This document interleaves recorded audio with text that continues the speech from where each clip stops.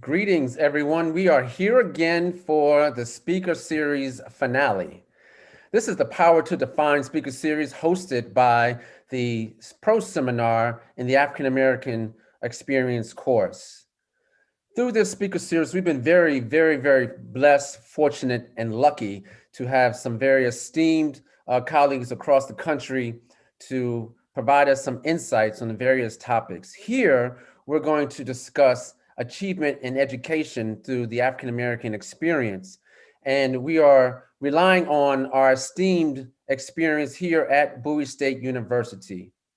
We don't need to go anywhere else because we have that expertise right here. So I want to just for those who are joining new or who need a refresher, this is a speaker series where we are promoting insights to relevant psychosocial historical contexts of the extant African American people. These insights will focus on topics related to topics such as, that is, self and racial identity, prejudice and racism, health and mental health, socialization dynamics, and here tonight we are going to talk about achievement in schooling. I'm very fortunate again to have Dr. Cometta Hairston and Dr. Julius Davis join us from the College of Education. Now, I asked them, how should I introduce them? And they said, just go for it. So we'll see what happens. Dr. Hairston, I met Dr. Hairston some 5 or 6 years ago as I came to Bowie State University, wooing the university for employment, actually. And she was serving as department chair for the Department of Teaching, Learning, and Professional Development. I learned there what excellence in leadership is. And so I was very fortunate to meet Dr. Hairston. She was one of the first people I met at Bowie State University, showing excellence in leadership. From there, she just exploded. An ACE fellow, assistant to the university president, and now I can't even tell you exactly her title. I'm going to let her tell you because it is a sentence. But she has been graciously able to support the College of Education in her new title to move us forward, essentially. Look, I want to tell you all great things about both of my good colleagues. Dr. Julius Davis, as soon as I came to campus some several years ago, not like it was a couple decades, just probably like 5 or 6, he immediately embraced me. Dr. Davis is a phenomenal educator. He is a phenomenal researcher, publisher from several books, book chapters, articles. And I want to get you his exact title, actually. I actually have to look it up because he's so phenomenal. But Dr. Davis is the USM of the University System of Maryland, Wilson H. Elkins Associate Professor. He also serves as director for the Center for Research and Mentoring of Black males and students and Black male students and teachers. Dr. Davis and I work closely together, actually, so I'm very familiar with his high-level expertise because he has been very gracious to join me into some of his projects where we publish together, we've done projects together, and we just make sure that we get through Bowie State University together.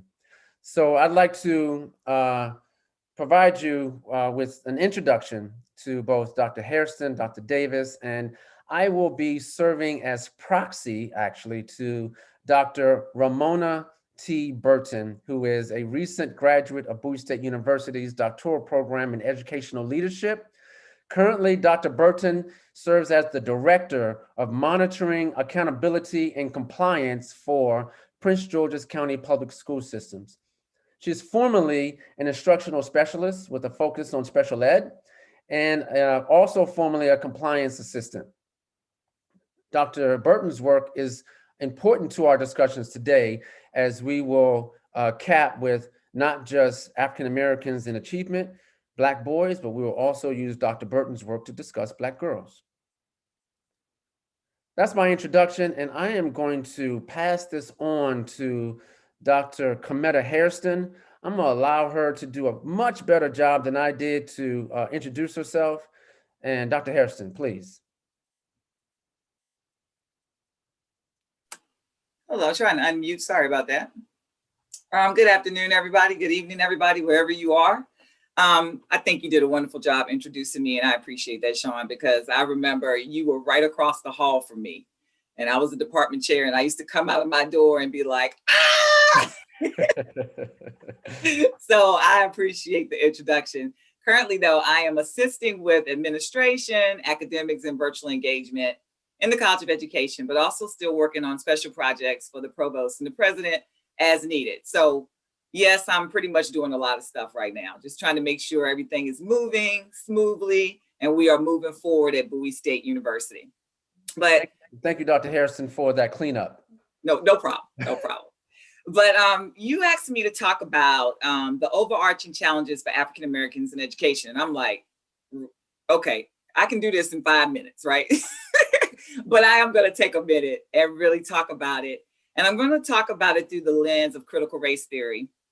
I'm also going to think about the past, the present, and the future. So usually when I present, I use my personal stories to navigate my way through the conversation. So I'm just going to get started.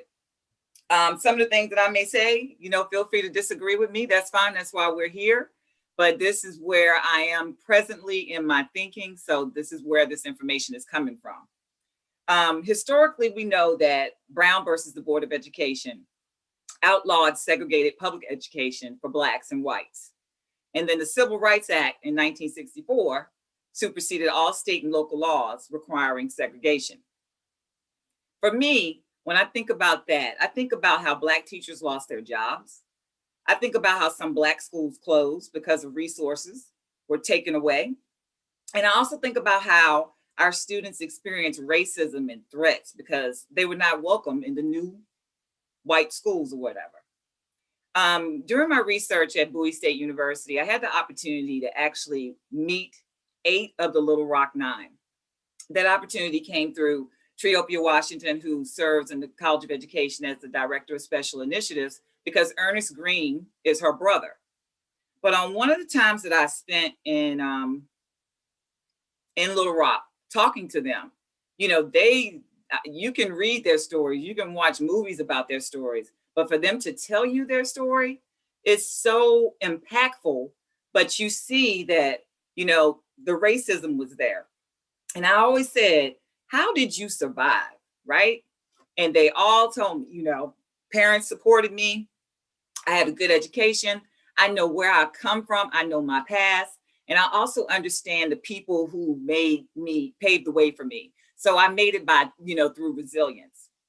So with that said, I start to think about my own personal challenges overall in education.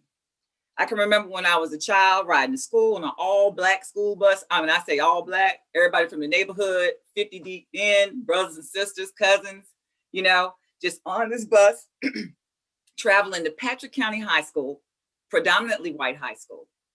And when I got to high school, every day, I watched all my Black brothers and sisters walk that way, and I walked that way because I was the only Black person in the AP classes in the high school. So yes, we're in a wonderful, predominantly white high school with these resources, but the Blacks were still segregated, right? They still had to go to their special education classes, or they just weren't good enough to be in AP because they didn't score certain scores, or maybe they just didn't have that ability to get there. So I watched that happen. I also remember when I was in high school, I went by Kim. My family calls me Kim, but my name is Kimetta. My dad named me after an African prince. If I had been a boy, it would have been Kenyatta. And I did not embrace my name, Kimetta, until I actually went to a predominantly white university, University of Virginia. It was at that moment in life that I kind of came out of my shell, because all along, my dad, he was president of NAACP. I was always right there, watching. When I was in high school, we had riots. We actually had a race riot, and they called me to mediate the race riot. I'm like, I'm running. I was like, I'm not doing this. But you know what? That forced me to really tap into my leadership skills and really be able to address the challenges that Black people at that school were having. And we came to a good agreement. So by the time I hit UVA, I was Kimetta.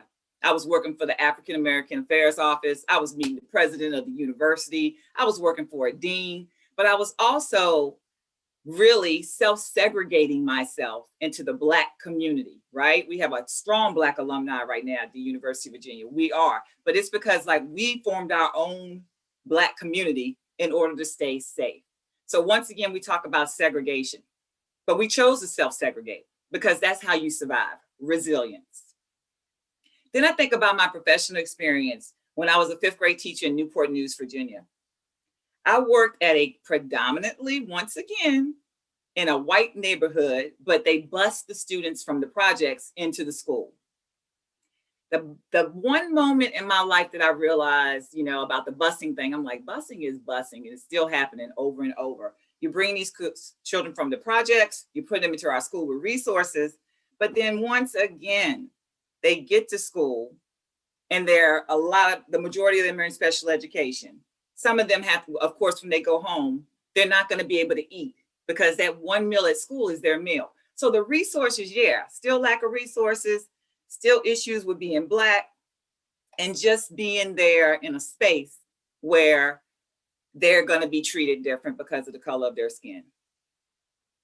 So I have to go on and talk about my first professional relationship.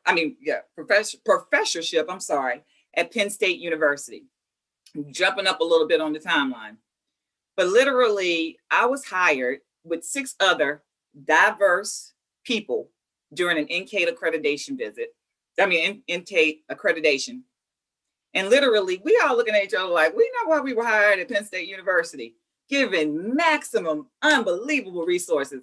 Dr. Davis, Dr. Coleman, they brought me in, giving me $50,000 a year to support my research. Here you go. Don't want you to fail. Just giving me whatever I asked for, right?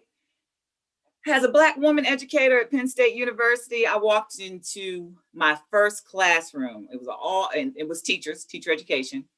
And there were a group of 11 white women students. And they were like, we've never had a Black woman professor before. I said, well, Dr. Harrison. They were like, well, Professor Harrison. Went on for about a week. Professor Harrison refusing to call me Dr. Harrison. So I said, well, let me see. Let me show you what a real Black woman look like. You will address me as Dr. Harrison, number one, because I had to make a point. I said, but let's get this out in the open. Let's get these microaggressions. Is this challenge of me being Black so significant to you trying to belittle me? So that was like the days of when I realized how important it is for you to stand up for yourself, number one, but also to have the conversation, the conversation that white people don't want to have. I said, ain't nobody leaving. You will not get a grade in this class until we address this. Kind of like Sean, make sure y'all come to this speaker series. Okay. Threats of the professor. Okay. But it was an eye-opening experience for me and the students because they were able to hear the challenges of what it feels like to be a Black woman in education. They also were able to start relating the stories because they were actually teaching in schools in Harrisburg, Pennsylvania, predominantly Black, trying to understand why they couldn't relate to their students. And that diversity training and that session, all that came about because of that meeting, me meeting those students at Penn State University. I do want to say that out of me and the 6 diverse colleagues that came to Penn State, I was the only one that made it. I was the only one that made it. And I made it through tenure. And then I left the following semester. And that's how I came to Bowie State. It was at that point that I realized, I'm tired of defending my Blackness in a predominantly white situation. If I'm gonna defend my Blackness, let me go defend it amongst my people. And yes, I usually have to defend my Blackness at Bowie State University with regards to when I'm working with external partners or when I'm going outside of the Bowie State zone. I'm more so defending my womanhood at Bowie State University. So still, once again, having those challenges, always self-segregating, trying to feel comfortable within my skin, but always at some point in my life, the only person in the room, right? I know everybody has heard that term. You're usually the only person in the room. I think that probably may have come from me. I always feel like I was the only person in the room. So the overarching challenges for African Americans in education for me, racism, inequality, and the lack of resources that continuously impact the widening of the opportunity for Blacks. Research shows that the lack of resources often, it spoon feeds low academic achievement, right? It even spoon feeds how students are going to be social and emotional in their space. You have to be resilient. And the majority of the people that I know, and my colleagues, we are resilient. We stand up, we advocate, we voice, and how do they say, birds of a feather flock together? That's a true statement. That's why the people around me are so much like me. Currently at Bowie State, I see the disparities, right? We just went through a pandemic, and you realize that students, faculty, staff, they don't have computers at home, right? What? It's 2020. You also realize from an administrative perspective, because I had that opportunity, serving under Dr. Bro and working alongside the cabinet, you also realize the disparities that our sister schools and then Bowie State and the other 3 HBCUs, are you like, huh? Is this really happening once again in 2020? And why is it happening to an HBCU? When I think about the future of education and the challenges, the only things that usually cross my mind, other than my students, of course, and my friends, but the main 4 people are my 2 children and my 2 grandchildren.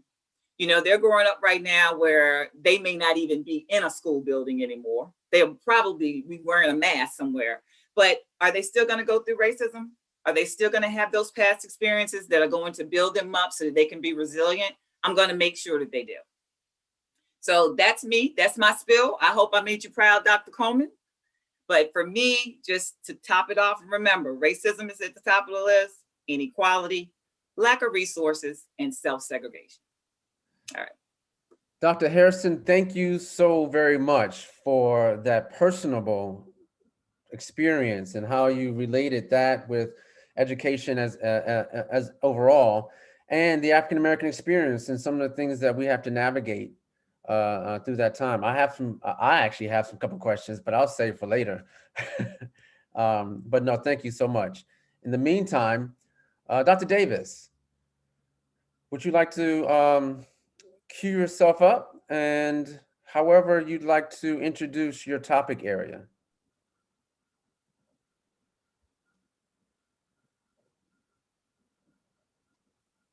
Thank you, Dr. Coleman. Can you all hear me? Great. Can you all see my slide on the screen? Great, thank you. So I'm going to start off by saying I want to say a great thanks to my brother, Dr. Sean Coleman, for organizing this speaker series, a speaker series that I think is well needed, one that has added richly to our doctoral program.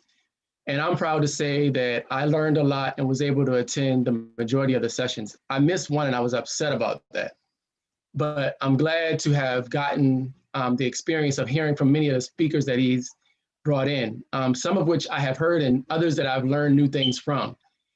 And so today, I hope to, like Dr. Harrison, continue to make him proud with a focus on what he's tasked me with, which is to talk about Black males, students in education. And I'm going to take the liberty to do what Dr. Coleman defined this space as the power to define. And you're going to hear my defining of what it means to work with Black male students, but I could even equate this to working with Black female students as well. And I'm glad that Dr. Coleman has also added that to this panel. So when I'm going to talk about Black male students, I'm going to come from these 4 paradigms. The deficit paradigm, which I think most of us are familiar with, the success and high achievement side, those of who have had expanded experiences about Black students and Black males in particular, are familiar with the high achievement and the success side. I think you're also familiar, but may not frame it as the Eurocentric paradigm, which is where we kind of learn about everything that has to deal with whiteness. And I think it also draws from what Dr. Harrison was talking about this whole idea of racism, and I'll get deeper into that. And where I want to kind of lead us to is what I like to talk about in terms of the liberatory paradigm. And as I'm engaging in this presentation, I'm going to share some of my scholarship that goes along into these categories, but also keep in mind that I'm going to go back to where Dr. Harrison started, into the K through 12 space to talk about Black male students in education. And so to really understand like where I'm coming from, with my perspective on Black male students, you have to understand that I see my agenda as relating to Black education largely. And I use Black education in my work because I think that Black people across the globe got to connect. It's important for us to connect. But given my disciplinary background, a lot of my work focuses in math education and STEM education. And given the research that I've engaged in, it has led me to Black male students. For a long time, I refused to do work just solely on Black male students because I thought that the Black community as a whole, Black students and Black people as a whole, needed to be addressed. And for some of the reasons that Dr. Harrison mentioned, racism is alive and well, it's ever present. It has only really changed how we've used to seeing it happen within our people, within our community. And so I see the problems plaguing the collective Black community as one rooted in racism. Whether you're successful or not, you have to deal with racism. And so I center that work around the global power structure and system of racism, white supremacy, and really how it seeks to uplift capitalism, warfare through science and technology, and really emphasize these social constructions of race where whites always continue to stay on top and Blacks continue to stay at the bottom. And so I look at this from a diasporic view because I see this connection, because I also see it as a way, if we look at the work of the Honorable Marcus Garvey, as a unifying construct and principle for Black people, an ideology that we can abide by, that if one fails, we all fail. And this really resonates with my own Pan-African perspective of Black people having to work together for us to get out of this. And I think that while many of us enjoy certain luxuries of our current capitalistic society, I still believe that we need a nation of our own. I think that liberation is important and that we need to be self-sufficient. And I'll talk more about that in the presentation. And like Dr. Harrison, my work is rooted partly in critical race theory and Afrocentricity, and where Dr. Lin describes these both as a critical race pedagogy. And I see these as very fundamental in my work. And in my edited book on critical race theory and math education, I try to articulate these understandings through my disciplinary lens. And so given my focus on Black males, I have a book coming out in the upcoming year focused on a resource for teachers to kind of continue to explore this perspective. And so you'll hear more about my perspective and my colleagues' perspective in the forthcoming book, in which we'll share more about in the upcoming year. And so let me get right into this whole perspective of Black male students and achievement. And I started this conversation with Dr. Coleman as I was preparing for this presentation, that these 4 areas of conversation around achievement frame my work around Black male students and achievement. The work of Danny Martin and how he has talked about the racialized achievement gap, in particular, how these gaps seek to speak to the intellectual inferiority of Black populations and blame Black students and their families for things that are going on in school systems where race and racism never come about. And he talks about these things from the perspective that our conceptualizations of race in regards to the achievement gap is inadequate, improperly undeveloped. And he talks about these from these racial hierarchy of math ability where white students always appear to be the standard of excellence. And I'll talk more about that in this presentation. But in my discipline of math ed, there's not agreement, as Dr. Harrison said. You may agree with her perspective or not, you may agree with mine or not, but this is my perspective and the power to define. That there's this fetish over talking about the achievement gap, but nothing really seems to change. There's minimal shifts and change in this gap over time.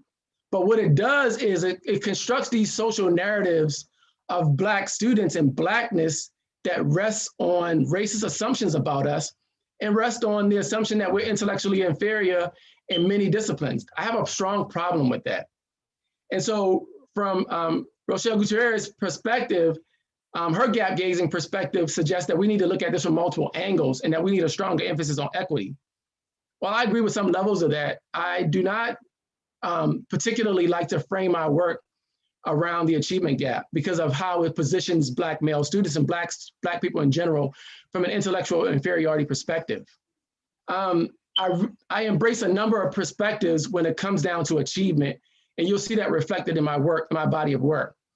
I embrace Dr. Gloria Ladson-Billings' perspective on the education debt, suggesting that we have to look at the historical debt, the economic debt, the political debt, and the moral debt. Because if you look at the history of Black folks, as Dr. Harrison started to allude to, it provides you a context for understanding how this education debt manifests and these accumulated factors that impact achievement progress. And so I embrace that. I embrace even the opportunity gap conversation where we got to look at these systems of inequity that are deeply rooted, that impact the experiences of Black populations. And I make no apologies that my focus is primarily on Black populations in my work. The conditions and the obstacles that Black people face in their seeking of opportunity to thrive in this context.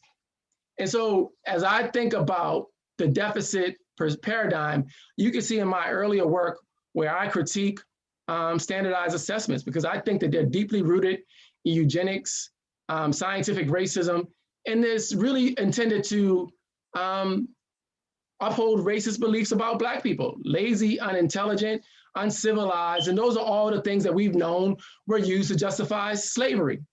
But these things play out in school classrooms where failure and underachievement is the expectation for Black population, particularly Black males. These low expectations, their overrepresentation in special education, some of the things that Dr. Harrison alluded to, and even their underrepresentation in advanced population, to me, all of that is rooted in racism.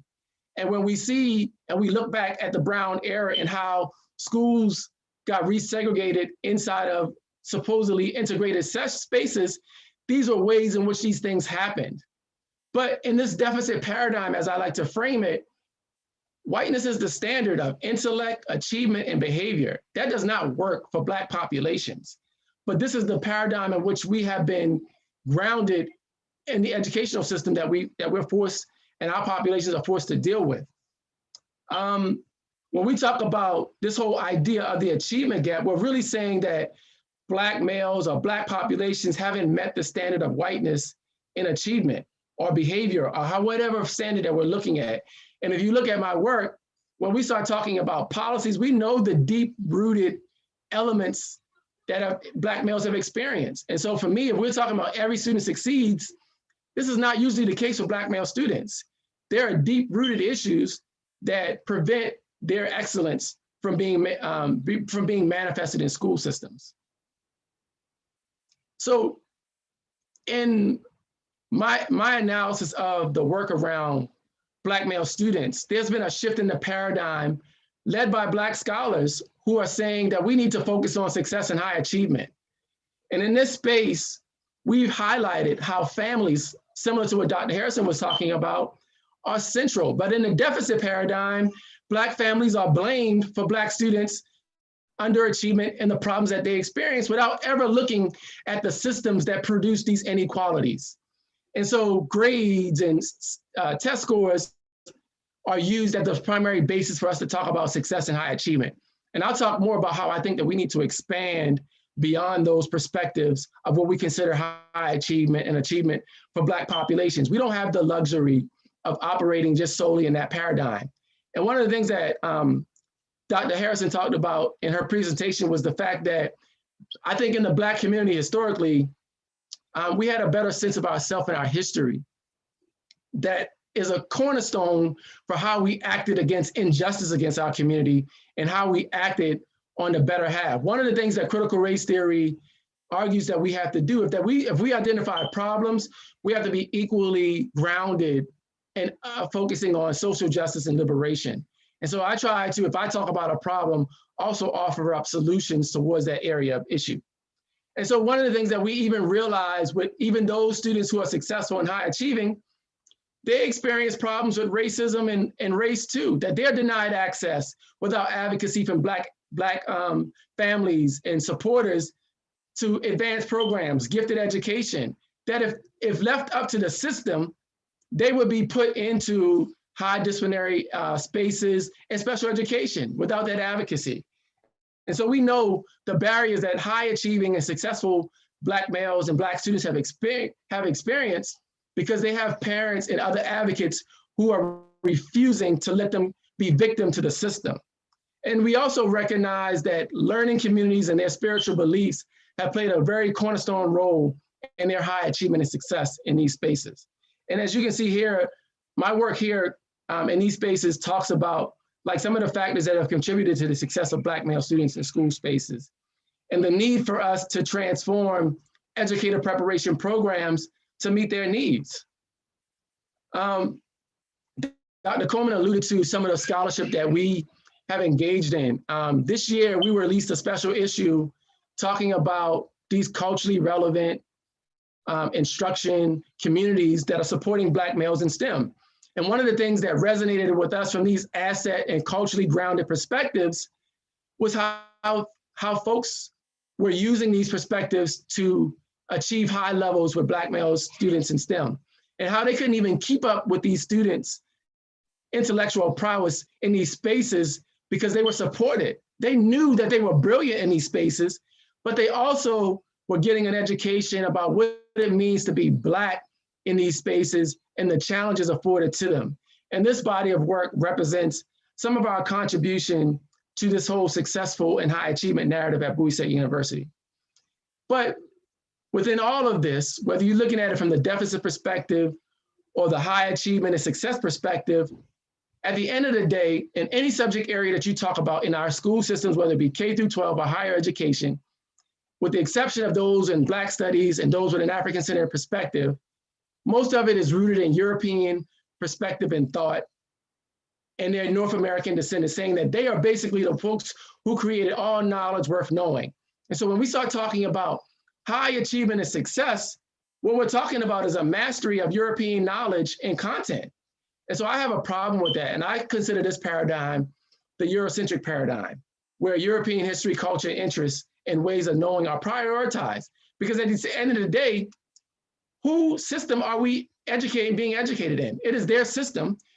And no one can tell me where we've documented that they've shifted this system to include us in it, because it doesn't reflect in the curriculum that our students experience in K through 12 settings.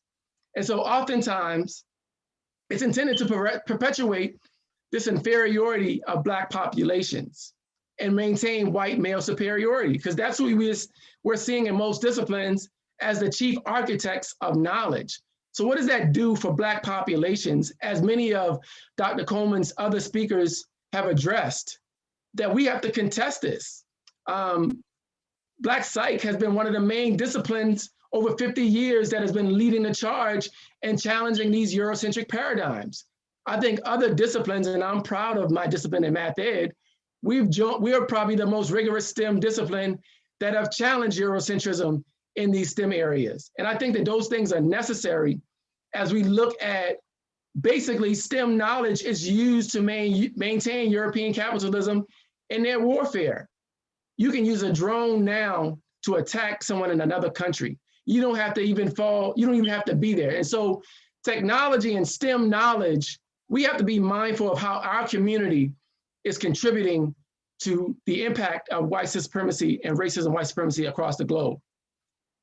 And so in my work, I have started to describe this as a liberatory paradigm, that we have to anchor the work that we do for Black populations in a Pan-African view, in our own Black history, in our own interests. If we don't do it, from what I have seen of the work that has shifted us, it won't happen. Other populations are not going to do this work for us, even though some of them have jumped in. But when it comes down to the end of the day, I strongly believe that Black people have to be leading the way, as Dr. Coleman has said, the power to define our future, our reality is in our hands. And we have to be thinking about how do we use our knowledge and resources to uplift ourselves, our people, and our community to be self-sufficient.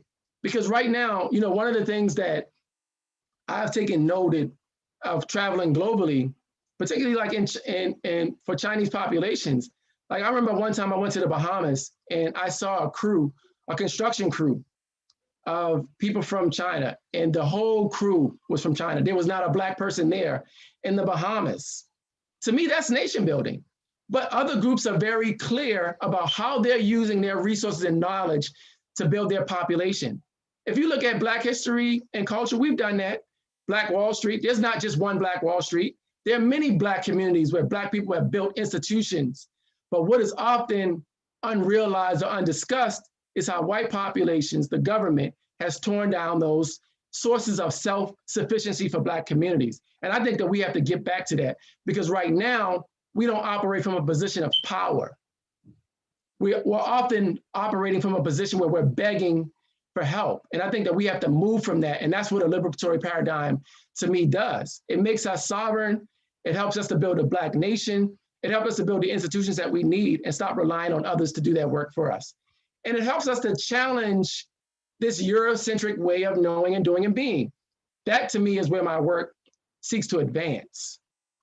But as I bring to wrap up this perspective, yeah, I'm a realist at the same time too. I also know that we still have to operate in this Eurocentric paradigm until we're able to build the institutions that we need.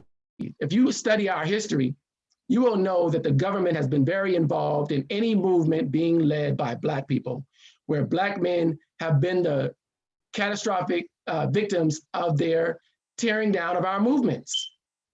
And so I think that for Black male students, as we look at achievement, will be the basis solely of how we talk about achievement for Black students. We have to be looking at how are you using your knowledge and resources to advance our community collectively. We have to anchor our racial and cultural identities in the interest of the Black community. This is what one of the things that Dr. Harrison was alluding to that I think that was very clear in the Black community historically. If you look at the Children's March, Black children knew that they were in an unjust society and that they had a role in doing something about it. That's why we stood up for those things. And I think that we have to go back to that. And so to me, the things that you see on the screen are my perspectives on liberatory solutions for Black male students and how we have to expand notions of achievement beyond the achievement gap and all these other things to make sure that they're grounded in our perspective. Thank you, Dr. Coleman, and thank you all for hearing me. Amazing. Both Dr. Harrison and Dr. Davis, I'll give you guys a little bit of conversation from behind the stage, if you will. Dr. Davis warned me that he was going to bring the fire, and he did. Dr. Hairston, she warned me. She says, okay, I'm going to talk about, what's really happening, and I'm going to share it through my lens. These lived experiences are important for us to really grapple with, hold on to, and acknowledge. So I really do appreciate it. I'm talking as if this is the end. It's not. I have something to share too, actually. But I want to say that, woo-wee, that was fire. So thank you, Dr. Davis, right? And then thank you, Dr. Harrison, as well. My sharing capacities are probably not as sharp as Dr. Davis is, but I'm going to share a PowerPoint presentation. Ms. Wedderburn, am I sharing? Yes, do full presentation.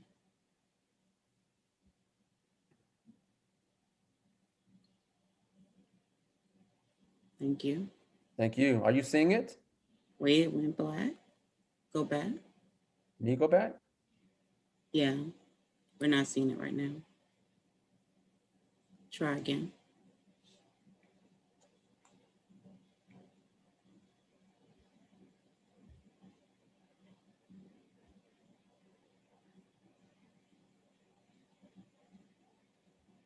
Try this way.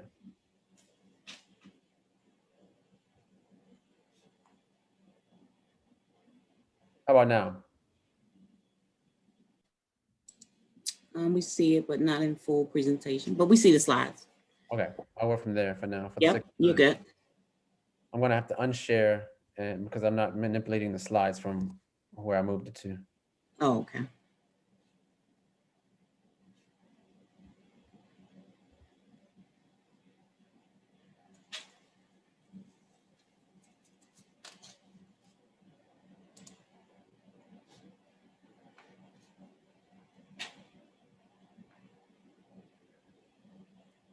Thank you. This is a great setup. I want to just give a piece of background. Dr. Burton could not make it this evening, but provided me with permission to present a summary of her work. And the reason why I wanted to present a summary of her work is because, you know, the essence or the spirit of what the attempt is for this evening is to talk about education overall, with which Dr. Harrison knocked out of the park, hone in a little bit on black boys, black males, which Dr. Davis did clearly. And I say a little bit because he also provided us some food for thought for some other areas that are well beyond just the black male experience in education. And I want to share with you this evening a summary of Dr. Burton's work as she navigated her space through the doctoral program. She graduated last year. And I want to say that, and by the way, Dr. Davis served on her committee as well. I want to say that Dr. Burton did this and did this with courage. She came to us and said, this is what she wanted to study. She came to two black males in the College of Education and said, I want to study black girls or black females or black women. And the both of us said, let's go. We held on and we went for the ride. Dr. Burton was very clear and decisive in the importance of this work, not in the exclusion of black males, but to make sure that black females, black girls in education were acknowledged in their experiences as well, because it is important. And I'll show you why. Just by way of introduction, 7 times more likely to receive out-of-school suspension than white females. And you can read, I'm just saying some of these things for effect. Black girls are 3 times more likely to be referred to law enforcement than white females. And twice more likely to receive corporal punishment than white female students, the white female counterparts. But there's more here. So there's the context here is that black girls experience discrimination, disparate, punitive, and unfair treatment in schools. And this experience, if you will, of the African-American experience is very pervasive.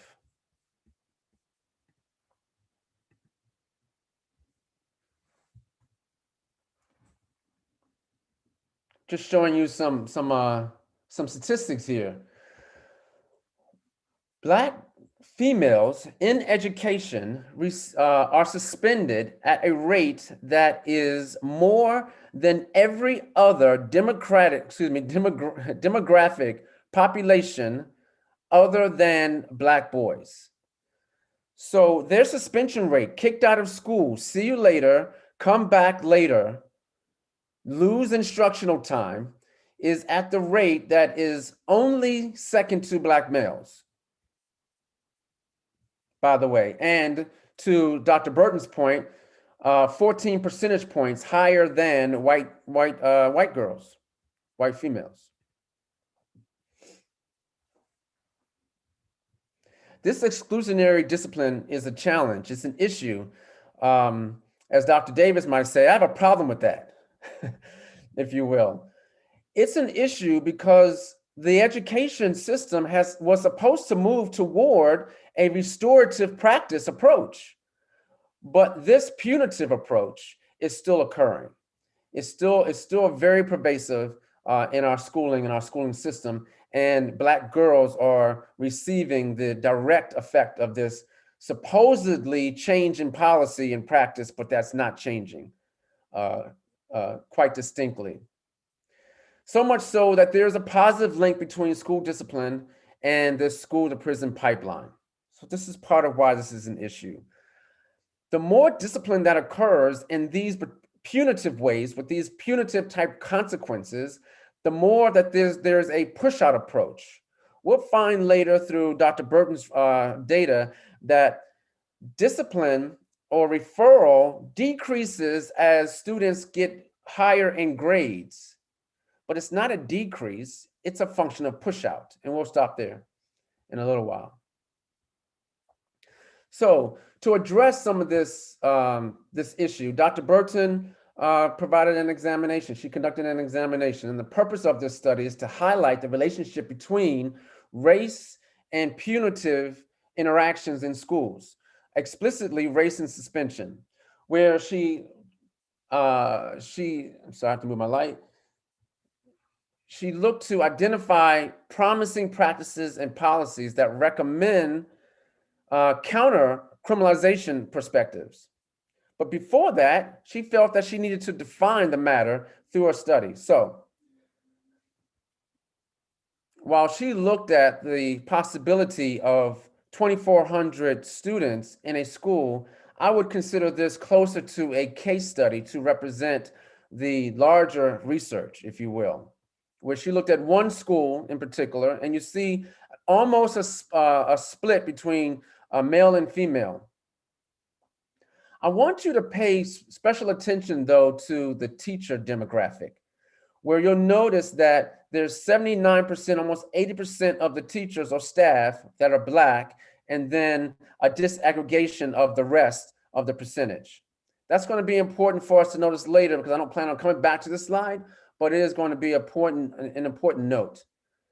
Here, though, you'll see that there's almost 60% that are Black women, if you will. And then the second in line as far as demographics, racial demographics is concerned, is 25% Hispanic or Latinx.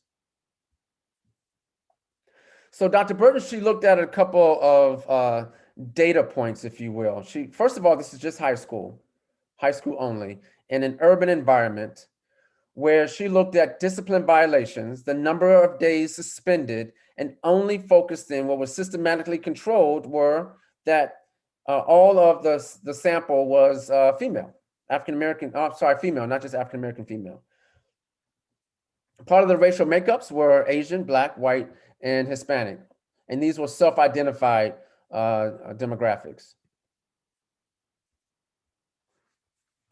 She looked at, or initially attempted to look at, the relationship between the type of discipline violation and the race of the girl suspended. And let me tell you, one of the things that was striking about this early data is that she intended to look at relationships, correlations, but she could not, because the data in other groups were not robust enough.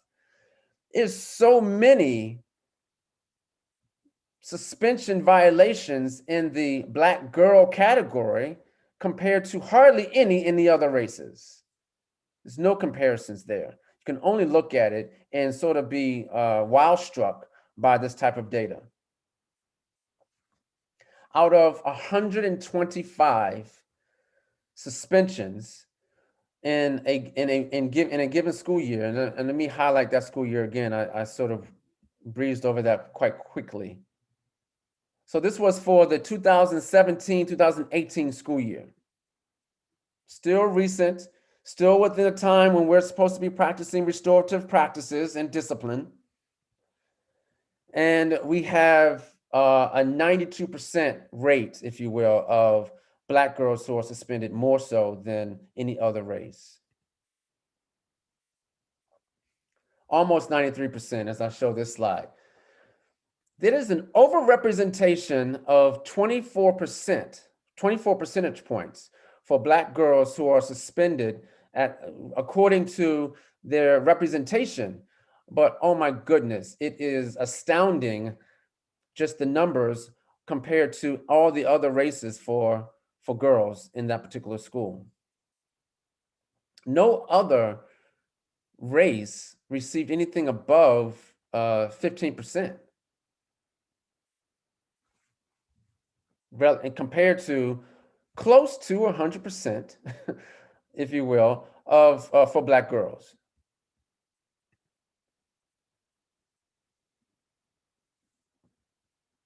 Now revisit this slide again, or this data again, but I revisit it by grade level. And here's where we talk about push out, if you will.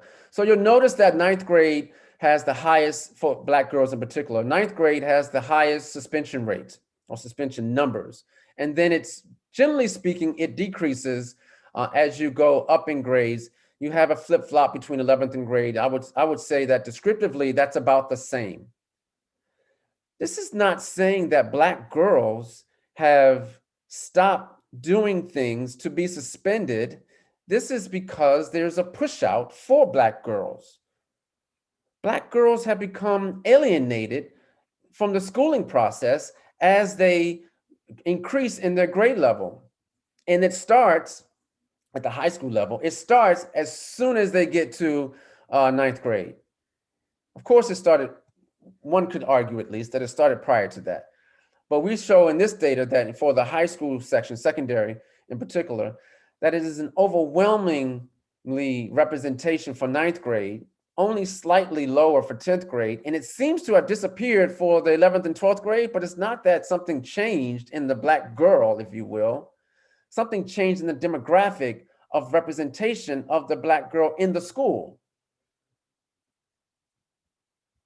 This leads to rates in graduation rates, lower graduation rates, if you will. So suspension days, this was an exploratory examination, if you will, that Dr. Burton looked at, if you will. And so here she found that, okay, look, on average, there's a 3-day out of school suspension. Generally speaking, of all the female that were suspended, they lost 438 days. Black girls lost almost 400 days of instructional time out of school. So not only are you pushing them out, but you're also not providing them the opportunity to be in school, to learn and to progress and matriculate through the schooling process.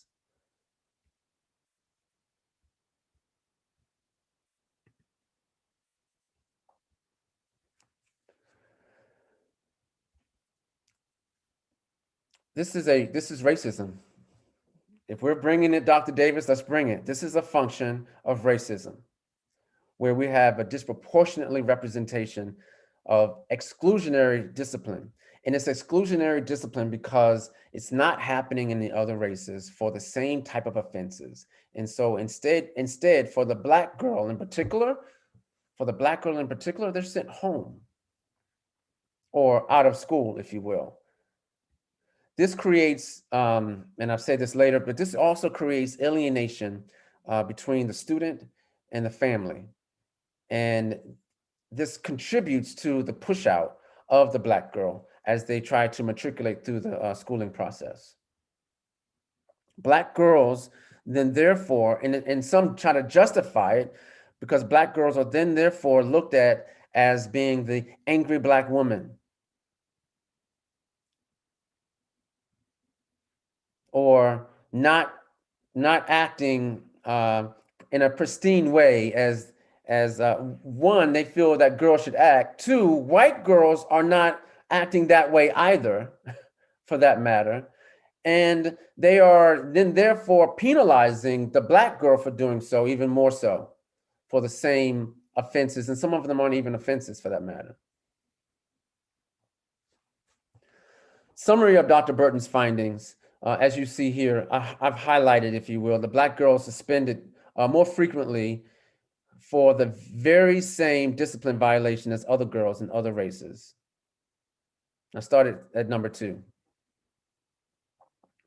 Black girls are disproportionately suspended despite the racial and gender similarities of the school staff. So remember a few slides back when I said, be mindful of the staff and teacher demographic. Even when you have a high number of same race staff and faculty, you still have, in this particular case, you still have a high level of out of school suspension for the Black girl. So training, the implications are not just with one race of people. The implications are for the institution for the educational institution. The implications are for pre-service and in-service training, where you provide cultural competence, but that cultural competence should be intersected by gender, by race, cultural competence. I've ad-libbed a little bit to Dr. Burton's slide, right? There should be an increase in oversight. Those data should raise a red flag to someone.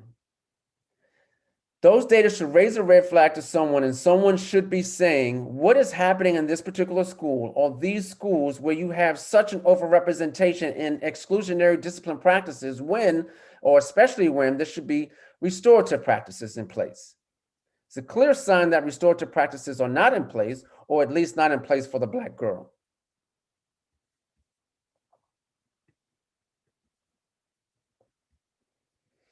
I want to end here, really, is that while practices should change, and not just at ground zero, if you will, but also the entire institution, policy and practices and procedures, but we should also make sure that we put Black girl research at the forefront of our conversations just as much as we're putting Black boy research. And Dr. Davis does that, so it's not picking on Black male research at all. But one of the challenges that Dr. Burton was faced when she was conducting her dissertation, conducting her research for that matter, is that the research isn't plentiful around Black girls. And there needs to be more research around Black children in particular. That voice should come from researchers that are looking at it through the ways of being of Black people. Now, I'm not going to be the one necessarily to say that it should only be Black people researching Black people. However, everyone who's researching Black people should do it through a lens, a phenomenology lens of the Black experience, right? And to the extent that we are separating out lived experiences for girls and boys, and it should be there, we should also include the differences in those lived experiences. We should make sure that we bring Black girls to the research party. That's a summary of Dr. Burton's research. I just highlighted some what I would consider to be key points there. I really applaud Dr. Burton for taking on this research approach, and I'm going to unshare, taking on this research approach, being courageous to do that, and in her courage, adding to the field in such a meaningful way.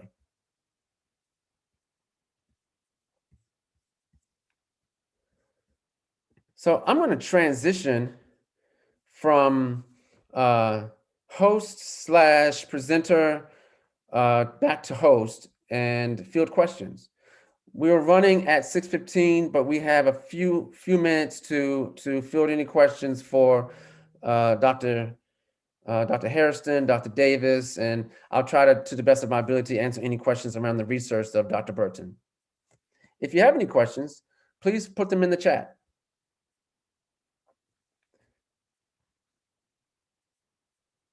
In the meantime, while we're formulating questions, and I appreciate our esteemed doctoral student and colleague, Robert Johnson, I see him typing away for questions.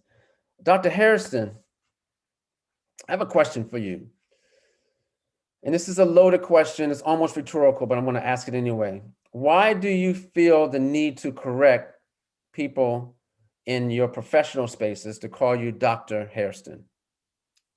That was at Penn State, quite honestly. You know, for me, it was a matter of respect. You know, you have your white professors all around you and you're referring to them as doctor.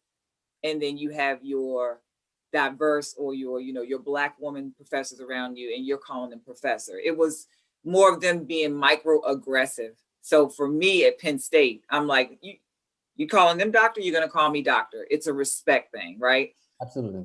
I really don't need to be called doctor. I mean, usually we go by Kamala Sean, whomever, whatever. But I do think that oftentimes in front of students, they need to understand that you're a doctor or that you're a professional because it elevates you to a different level, right? For understanding. But that was really at Penn State. But I do I do want my students to call me Dr. Harrison. I mean, you earn your degree. I've gone through the past and other experiences, but outside of that, classroom setting, it's okay. It's a respect level for me. No, I understand that, and I appreciate that. And I asked, fielding the, sort of loading your response, if you will. I would say, if I can contribute to that part of the conversation, that sometimes we tend to be diminished by not calling us doctor in an environment where people are called doctors. Right. But it's sometimes a microaggression or a sign of micro racism, which I'm terming right now. I like that. And I agree. I mean, I guess for me, if you're not going to call everyone in the room professor who and so whatever, and you just really, you have made made the point that you're not going to call me doctor, then it becomes a personal microaggression. Seriously, it'd be different if it was like, we call some professors professor, but no, it was evident that it was done on purpose. So, absolutely. Yeah. Absolutely. Thank you. You're welcome. I do have a couple comments, if not questions. I have a comment from Dr. Pearson, who is a dear and esteemed colleague. She says, thanks for sharing Dr. Burton's research. No problem. Our esteemed doctoral student, Stephanie McLeod, said, great panel tonight. Very powerful information. Thank you all so much.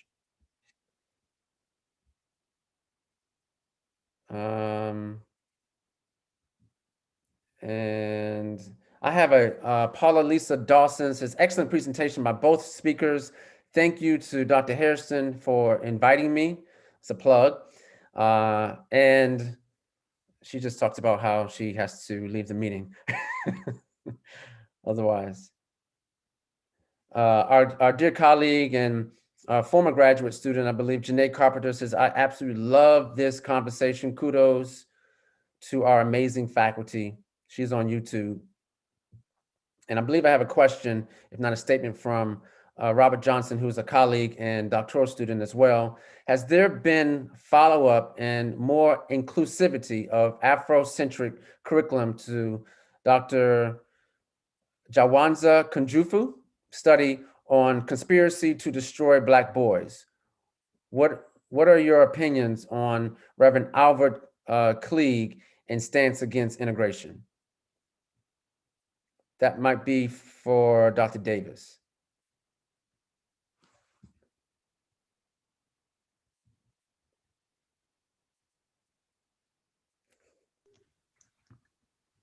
Yes.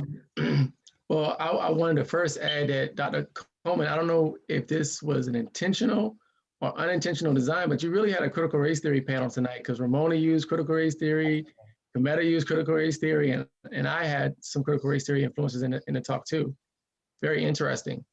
I'm not exactly sure about the Reverend Albert Klieg stance against integration. I'm not familiar with that stance, but I would add on to the Afrocentric curriculum that Dr. Kunjufu is probably not the predominant person doing Afrocentric work in terms of Afrocentric curriculum. There are many independent African-centered schools around the country, and we are fortunate to have many of them in the DC area. And I think that the work that many of those institutions are doing represents the body of active Afrocentric curriculum being implemented with students at independent institutions. And even considering the wave to Black homeschooling, many Black homeschool parents have taken their children out of public school spaces and integrated in a more Afrocentric perspective to their children's education. I'm not familiar with the stance on the integration, but one of the things that I will say, if you look at our history, we accumulated a lot more in segregation in institutions that were used to benefit our community. One of the things that Dr. Harrison talked about was all the Black teachers and administrators that we lost during the Brown decision. And I think that sometimes we're cautiously to lovingly critique some of our ancestors' decisions. I would not say that all of our ancestors' decisions were correct. I think that there have been and there should be continued serious critique and thought about what integration has done to the institutions that we've built to sustain our communities and to move us forward. I think that if you think about it, I mean, we had everything that we ever needed in many of those spaces. And then with the thought and the implementation of integration, we lost a lot of those things. And so I think it's something to be studied and to be thought about to figure out how do we build those institutions to give ourselves what we need to move forward as a people. Thank you, Dr. Davis. I'm going to load a question from Nicholas Coleman. He sent it to me privately because he wasn't sure if he could ask a question, probably. But he asked, can you speak on the differences between how African-American boys and African-American girls are treated in the school system? Similar, different? And so and then he says, I don't know if that's a fitting question. It's absolutely a fitting question. It is absolutely a fitting question. And if you don't mind, Kameta, I'll take a first stab at that. I think, though, that's a complicated question, too, because I think one of the central things within your question is that race is a unifying element as to the treatment of Black students as a whole. That just by the nature of how folks feel about their race, that they're often treated differently. But then I think there are also some Black students who feel that they have a really good experience in the educational system. And for me, I think that it's complicated because the educational system was, one, not designed for them, and two, doesn't reflect their history and culture within the curriculum. And I say that, to me, says that you're not valued if you cannot see yourself in your curriculum. Every subject area that you can think of, Black people have contributed to it. And as Black girls and Black females, you should be able to see that in what you learn every day on a daily basis. The other thing that I would say is, as I have understood the landscape around research around Black girls, many of the same treatments of Black boys are being documented in the experiences of Black girls. And I think Dr. Burton's research highlights one of those areas, and it's actually on the real rise, the disciplinary and suspension and expulsion of Black girls, which is part of Dr. Burton's research that we need to take note of. And I think just even the inhumane treatment of Black girls, whether it be their hair, their clothes, or whatever.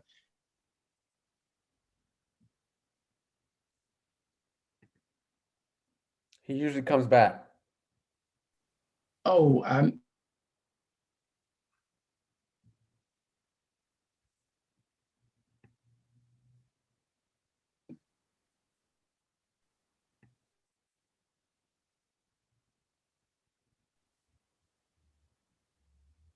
You're back with us, Dr. Davis. I was finished, but I don't know which part you missed. My connection went out a little bit. I missed the question from our esteemed colleague and doctoral student, Clyde Dowdy. It's directly to you, Dr. Davis. It's Dr. Davis, today I had a chat with my football coach about the issues that were probably there prior to COVID, but have manifested during COVID with young Black students who are settling for minimal paying jobs, such as 7-Eleven, and not returning to college. They're getting pressure from their families to support the family. And I think this goes to your comment on systematic problems within the Black community, which are racial. Could you comment on this? Well, I will say this, when I went to undergrad, I don't feel like I went to undergrad with all the tools needed to be successful. I was fortunate enough to go to an HBCU where people really invested in me, not just at the HBCU, but even before I got there. I graduated valedictorian in my high school. I didn't know what that meant. I knew I was just trying to have a better life. I grew up in South Carolina, poor. My mother was a teenager when she had me. Many people don't know that about me. And I have experienced, what it's like to be poor, which I think a lot of successful Black people have. And I think I mentioned all that to say that I think being at a Bowie State University, one of the things that I tried to embrace, similar to what Dr. Harrison said, was I came to that institution because I wanted to give back. In many respects, Bowie has given a lot to me in the same way that my undergrad institution has given to me. And I'm just trying to pay it forward. And I think that if we look at some of our students, we're always trying to position ourselves to help them to have a better life. And I think that we got to continue to invest in them. I had this Black woman said, "I'm going to turn you into a man." That resonated with me. One of my mentors, a woman who played a big role in my development. And she did it on so many levels. And so the only thing that I can say for us as faculty and staff and those committed to Bowie State University and HBCUs is that we have to continue to do the work that our institutions were developed for. We have to take people who have not been served oftentimes very well in the public school system, help them to see themselves in a way that they will see a better future for themselves and their families. And that's not an easy task, and there's not a straightforward solution towards that. But I think that what we got to do is to continue to invest in them and give them the words that we need to let them know that we're there to support them. Thank you, Dr. Davis. I have a comment from Dr. Pearson. Absolutely, Briggs versus Elliott's lawsuit in Somerton, South Carolina was the first case in the Brown v. Board of Education. The fight was for a school bus, not integration. My great-grandfathers and many others did not support integration. Separation but equal was their focus. The film derived from this, and several classmates and I were given an opportunity. I lost a little bit of given an opportunity to participate in the film. Even with integration, several schools in the school districts were never integrated. White schools became private. Can I just also even add on to that? I think one of the things similar to what Dr. Harrison started alluding to is that I think sometimes like folks forget that the white community was vastly against integration. They did not want to be in spaces with Black students, whether they be teachers teaching their children or Black students in the same educational space.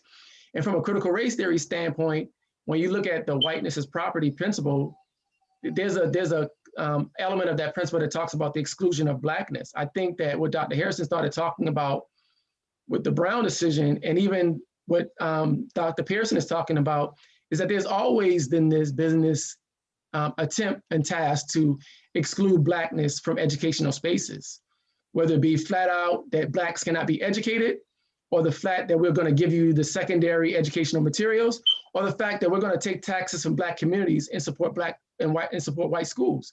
I mean, there's a lot to be said about like the Blackness experience in educational spaces.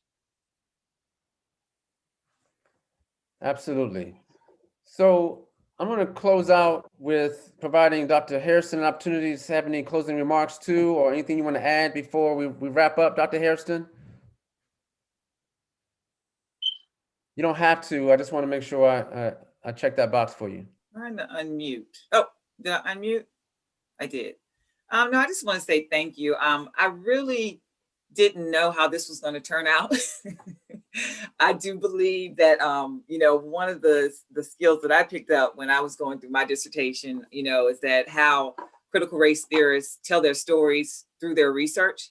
And I've always embraced that. So it was just beautiful how, I was able to tell my story, and then, Dr. Davis and you just came right back and was able to just, come back and relate to it, because it makes it authentic and real. So thank you, Dr. Coleman. You are amazing. Dr. Davis, you're amazing. But I just appreciate this opportunity. And it's good to see so many faces out there like Robert Johnson and Clyde Dowdy and Akita, because I haven't seen you guys. But I just want to say thank you. Thank you. No, thank you. Dr. Davis, you have any closing remarks? I just want to make a shameless plug for Dr. Harrison's forthcoming book on the Black experience in COVID. I think that it's very related to your speaker series topic. And I think that we have to continue to prioritize the Black experience. And I think one of the comments that came out was how we're faring during this COVID piece. We know that in the Black community, we always the one who gets the worst when something bad happens. And so we just have to continue to press forward and to move forward during these struggling times. That's the only thing that we know how to do. If there's no struggle, there's no progress. Yes. I agree. Hey, so I'm going to close this out. What I want to say is, I'm going to get to some huge thank yous. But this has been an amazing speaker series. I've been blessed, I'm fortunate, lucky, and the ancestors have smiled on the speaker series. So however you want to see your blessings, they're that way. We have had an opportunity through this speaker series to spearhead an effort to make sure that we are voicing our assertion. We're not asking and we're not apologizing for defining ourselves, our ways of being. Now, to stay powerful is, the brand, it's my son's brand, by the way, is cliche, but yet important. We are staying strong, but at the same time, guys, we're human. And so we have to tell people and we have to change the narrative that we are simply human, good, bad, happy, or sad. We don't have to necessarily be strong for strong's sake. Our strength is in our humanity. Sometimes we have good days, sometimes we have not so good days. Sometimes we're great at something, and sometimes we're not so great at something. But nonetheless, we're human. And so this power to define purpose, if you will, was definitely captured. It was captured through our history and systems, through Dr. Leon, our racial identity through the eugenics presentation through Dr. Sherman. Dr. Grace Carroll wowed us with her mundane extreme environmental stress perspective. And of course, mental health and wellness through Dr. Benson Cook. And what can we be without family and family discussion through Dr. Hakeem Rashid? Education fits in there along with so many other institutions. And so I definitely thank you, Dr. Davis, you, Dr. Harrison, for coming here and showing that this is the work that needs to be done. We have this expertise that is field-based expertise right here at Bowie State University. We can go someplace else, but we don't need to. So I want to say a huge thank you to you, my friends, my good colleagues, for coming here. All I did, for those who are watching, I just asked them, and I was sort of nervous about asking. I just said, let me send them an email and see what happens. And immediately they said yes. So I want to say thank you for being on the ready, if you will, to jump in and to present tonight and doing it with such power, right? Such power. You guys really brought the fire in the same spirit as all the other presenters did. So thank you. And while I'm on thank yous, I want to thank others who joined. I want to thank the students for the class and those who joined to participate and observe the presentations. This one in particular. I cannot go end the call, the Zoom, without thanking conference services and Mrs. Wedderburn and her team. As I say every time, and I'll say it again, without Mrs. Wedderburn, we would be on a three-way call, talking about, you call this person and you add 3 people to your call. So thank you, Mrs. Wedderburn, for being the oracle behind the scenes, not just tonight, but for every night. And I want to lastly thank my home technology advisor, Nicholas Coleman, for making sure that I navigate this, this technology space as best possible. So with that said, everyone, thank you for joining me for the speaker series, and thank you for joining me tonight.